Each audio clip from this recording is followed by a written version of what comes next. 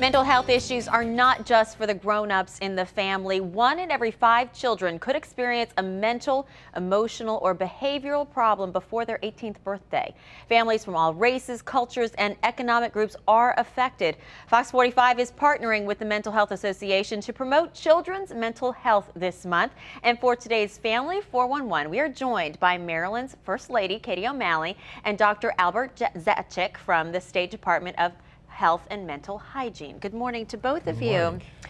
Judge O'Malley, let's talk about this whole idea. You were asked to be an honorary chair. Why did you feel this was an important issue to tackle? Well, I was very happy to be asked to do it. It's a very important issue because a lot of times parents don't recognize when their child is having behavioral issues, either at school or at home or both, that it actually is a mental health issue. You know, when your kid has a fever or a cough, you take them to the doctor. But with mental health issues, they're not as easy to recognize that it's actually a behavioral mental health problem.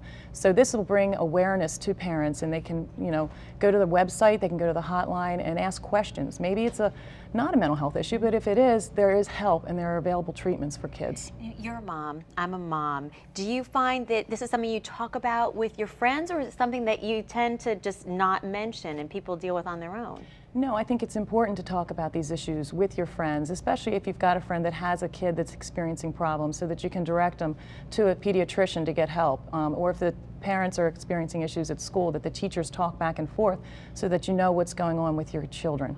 Doctor, I want to get to you and find out, what should we be looking for? What are some of the signs there's a problem? Well, I like to give a message to our families and parents in Maryland. They need to trust their own instincts about their children. I think families know their children the best. And things they could look out for, if a child's personality is changing, if they're more quiet, more withdrawn, sad, aren't enjoying the fun things that they usually enjoy, not seeing friends as they usually do, maybe having trouble with friends, could be a sign of depression in children. Let me jump in here, though, because a lot of people are going to say, hey, that's just being a teenager. Right. How do you tell the difference? That's right. Well, usually if it's persistent, if it doesn't go away in a day or two, if there's a persistent change in a child, families know their children, and if they have in their gut a sense that something's not right with my child, that's the time to take notice and to seek some help. Other things, if a child has trouble with anger and the family is saying, gee, my child is more angry than usual, if they have temper tantrums that last for 45 minutes or an hour, or if their child has a lot of fears or is worrying all the time, or trouble in school, as Judge O'Malley has said, families may notice that their child is not concentrating real well. Those are all signs that might need some assessment. And you were telling me before that your pediatrician is the best place to start. Absolutely. Okay. Their pediatrician, family doctor, or their teacher. I think both of those professionals will listen to families and will be able to send them to other mental health resources in the community if they feel there's a need.